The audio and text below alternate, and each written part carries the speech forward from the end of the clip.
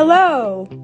Welcome to the Booksellers Convention, where today we are going to present to you Pride and Prejudice, a novel written by Jane Austen and why readers like you should buy it.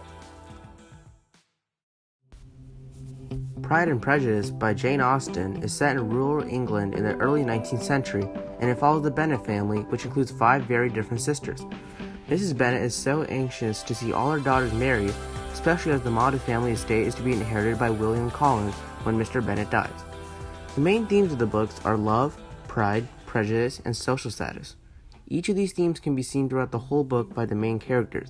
These themes also connect to the reader's personal life and teaches readers the valuable lessons about life. Love. Have you ever been in love? Well, if so, this will be the story for you. Love is one of the central themes of Pride and Prejudice. We see love at first sight, a love that grows from hatred, and an infatuation that fades. Marriage is also shown in a negative light with Mr. Collins and Charlotte's marriage, as Charlotte married him out of economic pragmatism. Pride and Prejudice also has a darker side, which warns about infatuation with Wickham and Elizabeth, show very clearly.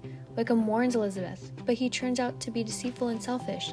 Despite this dramatic scene in the book, it is still a love story where true love prevails between Darcy and Elizabeth despite their terrible first impressions. Pride relates to more to our opinion of ourselves, vanity to what we would have others think of us, is a quote from the novel which really follows the cost of pride. During this novel, this definition of pride is shown between Caroline Bingley and Lady Catherine, who both think are superior.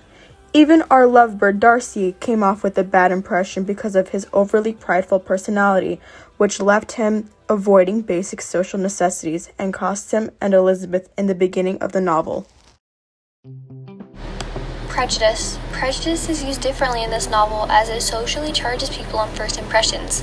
Have you ever judged someone based on the appearance or how they initially came off? If so, then you can relate to the main flaw of the main character, Elizabeth Bennet. She prides herself on her ability to judge character, but her observations also lead her to form bias very quickly and deeply. Although her mentality appears to help her, it just blinds her. The most obvious example of this is her immediate prejudice against Mr. Darcy. She believes Wickham's deceitful comments about Mr. Darcy because of said initial prejudice against him. Because of this, she treats Mr. Darcy unfairly and rejects him based on her prejudice. Despite her ways, her sister Jane is the total opposite. Jane's overwillingness to think of everyone makes her blind to the true nature of the Bingley sisters. Jane just wants to see the good in everyone, but Elizabeth knows that not everyone is nice. Although Jane and Elizabeth are polar opposites, they both show destructive symptoms of their ability to ignore or participate in said prejudice.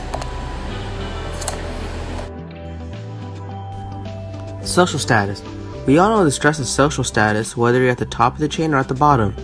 In her novel, Austen focuses on gentry, people who have landholdings although of varying financial status, therefore people with different status. There is a rich gentry represented by Mr. Darcy and Mr. Bingley, and then there are those who aren't off so well, such as the Bennets. Austen's depictions of hereditary nobility are often a little satirical. For example, Lady Catherine seems powerful and intimidating in the beginning of the book, but she is powerless to do anything when she tries to interfere with Elizabeth and Darcy's wedding. Throughout the novel, we see people of different status come together, but are often seen in a bad light. For example, when Lady Catherine is arguing with Elizabeth, she claims that she would be an unsuitable wife for Mr. Darcy, as they are not part of the same social class. Austen does not upend the social order in any radical way, but rather gently mocks people who obsess too much about social and financial status, which is a great reason to read this novel and remove the ideals of social status from your head. Despite being an older book, it influences healthier behavior, understanding, and feminism. It's a good read at any age and is a real page-turner. Its interesting dynamic and lesson can be placed into current-day life. Therefore, what are you waiting for? Buy the page-turning novel by Jane Austen, Pride and Prejudice.